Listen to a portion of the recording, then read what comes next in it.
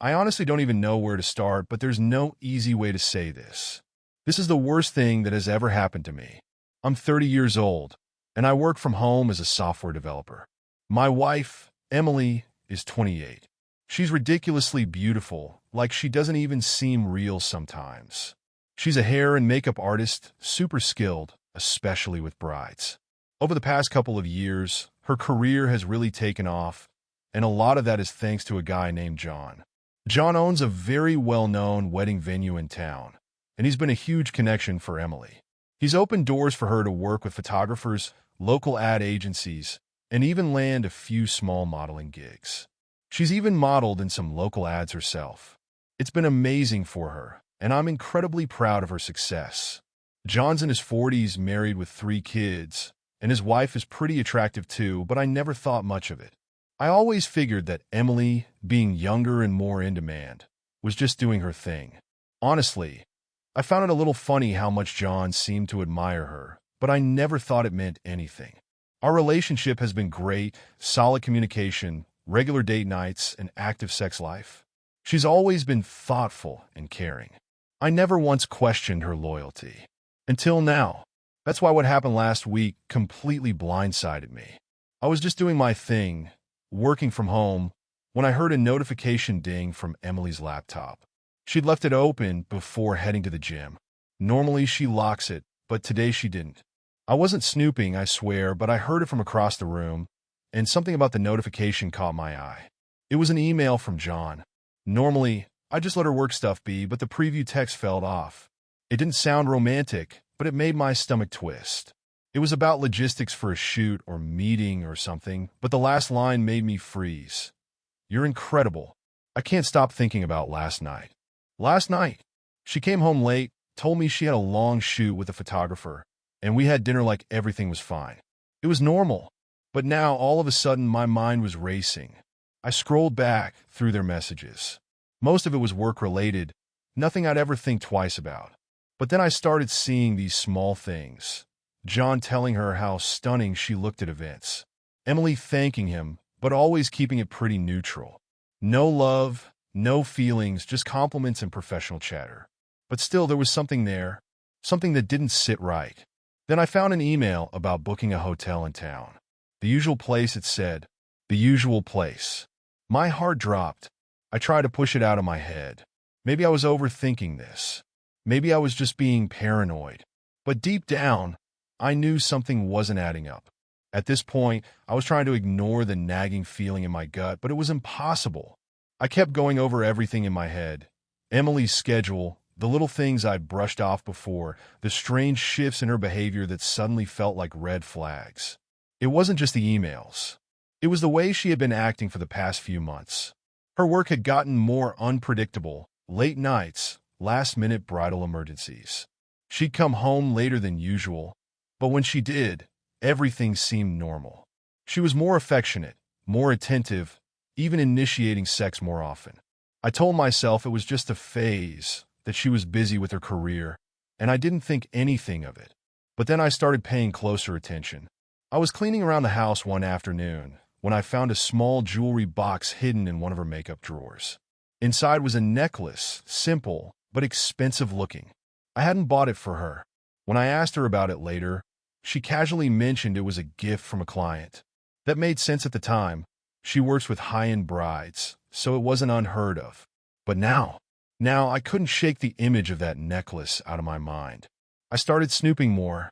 I copied her emails and messages onto my computer, trying to convince myself that maybe I was just being paranoid. But as I went through everything, I found more evidence that I couldn't ignore. These weren't just casual exchanges anymore. They were personal, and not in the way a professional relationship should be. The email from the hotel booking was just the tip of the iceberg. As I went through months of messages, I could see a pattern, a connection between Emily and John that was way too close for comfort. I don't think Emily loves John. I went through the messages, and while it's clear he's infatuated with her, she's kept him at arm's length emotionally. There's no "I miss you" or "I love you," just business, compliments, and occasional thanks. One message even said, "Ha, go tell that to your wife." But it didn't matter. They were sleeping together, and I knew it. I haven't confronted her yet. Honestly, I don't even know how to start that conversation. I keep telling myself I need more proof, but maybe I'm just delaying the inevitable. All I know is that the woman I married, the woman I thought I knew, seems to be sleeping with another man. If I confront her, she'll just deny it, right? She'll play innocent.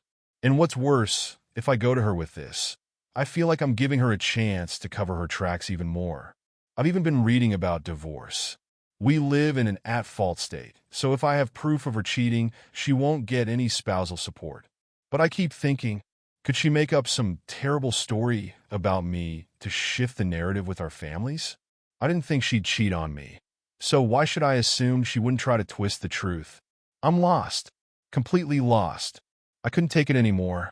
The silence, the tension, it was eating me alive.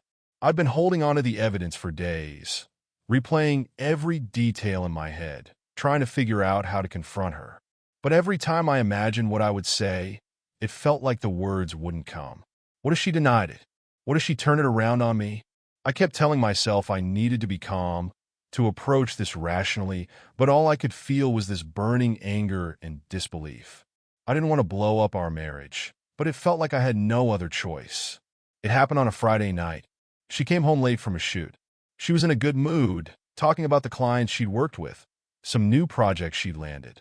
She was smiling, laughing. She looked so normal. I stared at her for a second, wondering how everything seemed so perfect on the surface. I thought about all those times she'd come home late and kiss me like nothing was wrong. I thought about the hotel room booking, the messages, the necklace. I felt like I was losing my mind. I took a deep breath, then I just blurted it out. "Emily, are you sleeping with John?" Her face changed in an instant. It was like a mask dropped, and for a split second, I saw the guilt. I could feel it in my bones. She froze. Then the denial came. "What are you talking about?" she asked, her voice shaky, but trying to stay calm. "Where is this even coming from?" I didn't know if I should scream or cry. Instead, I kept it together and said, "I found the hotel booking. I saw your emails. I know what's going on." She stood there for a second, not saying anything, her lips pressed together tightly. I could see the wheels turning in her head. Finally, she spoke. "You don't know what you're talking about," she said, but there was something in her eyes that told me she was lying. I kept pushing. I couldn't stop myself. "You don't think I know what those late nights mean? Or the messages? The hotel room? You think I'm blind?" Her voice wavered. "It's not like that. It's just—" "No." I cut her off. "Don't say it's just. I'm not stupid, Emily. I'm not some fool you can keep lying to." There was silence. The kind of silence that felt suffocating. She looked at me, her face crumpling as she finally admitted it. It had started as something innocent, but it got out of hand. "I never meant for it to hurt you." I wanted to scream. I wanted to throw something, but instead, I just stood there, feeling the weight of everything crushing me. I don't even know how to explain what happened after that. It's like my entire world came crashing down in an instant, but I couldn't even find the strength to react properly. She was standing there apologizing, crying, trying to justify everything, but all I could feel was this numb, burning ache in my chest. She kept saying it was a mistake, that it didn't mean anything, that she never intended for it to get so far. I couldn't understand her words. I didn't want to hear them. I just wanted her to stop talking and for everything to rewind so I could unsee everything I had found. I thought about the life we had built, the dinners, the date nights, the laughter. It all felt like a lie now. Every intimate moment we shared, every "I love you" she'd whispered to me, suddenly felt hollow. How could she stand there, crying, saying she's sorry, while she was sleeping with another man for who knows how long? But I couldn't just let it all wash over me like that. I was shaking, my hands were cold, and my brain wouldn't stop spinning. The anger was bubbling up inside me, but I didn't know where to direct it. She pleaded with me to understand. "I never wanted to hurt you. It just happened. It was never about you. It was just a mistake I regret." And in that moment, it hit me. She wasn't sorry for what she did to me. She was sorry she got caught. I could see it in her eyes. The way she was trying to control the narrative, trying to make me feel sorry for her. But all I could feel was betrayal. I didn't know if I was supposed to comfort her or if I was supposed to break down. But I didn't. I couldn't. I stood there in silence, trying to piece together everything that was happening in my head. The pain was unbearable, but I wasn't going to let her manipulate me into thinking this was somehow my fault. I was furious at myself for not seeing the signs sooner.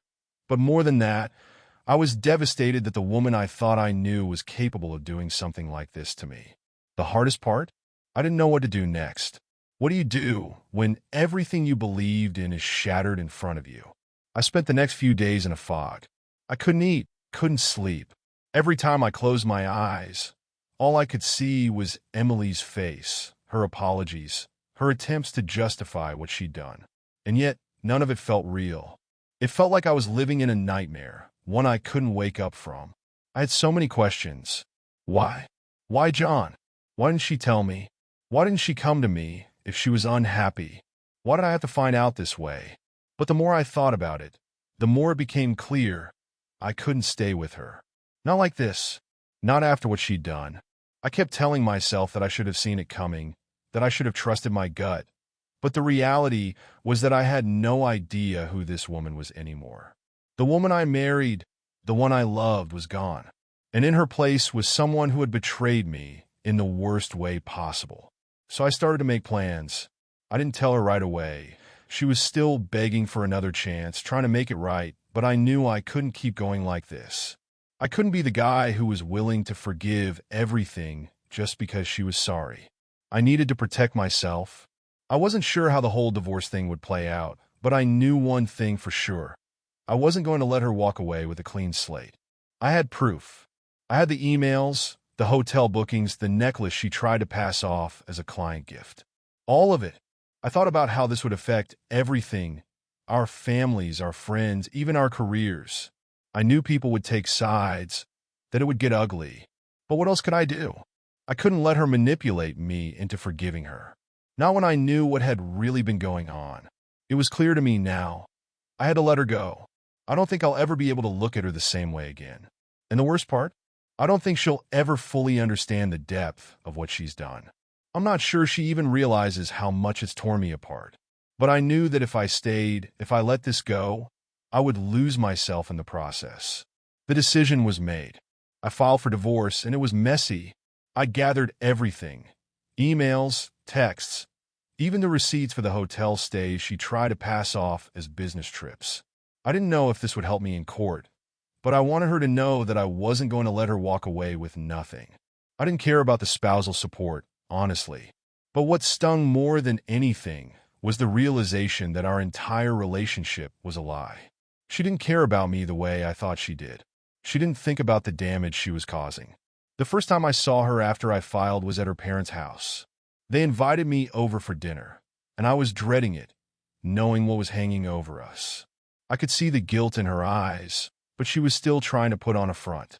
She acted like everything was normal, like we could just pretend none of this ever happened. But I wasn't going to let her off easy. I casually dropped the bomb during dinner. I looked at her, calm and collected, and said, "I hope you're enjoying your time with John, because it's over between us." Her face went pale. She tried to laugh it off, but the tension in the room was so thick you could cut it with a knife. Everyone was staring at us, but she had no idea what was coming. I pulled out the emails from my bag. "Just in case you thought I didn't know," I said, showing them to her parents, to everyone in the room. She looked like she wanted to crawl into a hole. Her parents didn't know what to say, and honestly, I didn't care. I wasn't doing this for their approval. I was doing this to make sure that she understood the full extent of what she had done to me. I wasn't going to be her secret anymore. I wasn't going to let her play the victim, like she had been doing for weeks.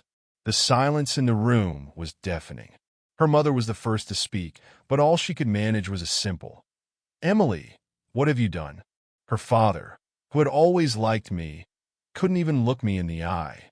It was almost as if he blamed me for everything, like somehow this was my fault. But that didn't matter. Emily's face was a mess of emotions. Anger, shame, regret, but above all, disbelief. She didn't expect me to have the guts to do this. But I wasn't the same person anymore. I looked at her one last time and said, "I hope it was worth it. All of it. Because I'm done." And with that, I walked out.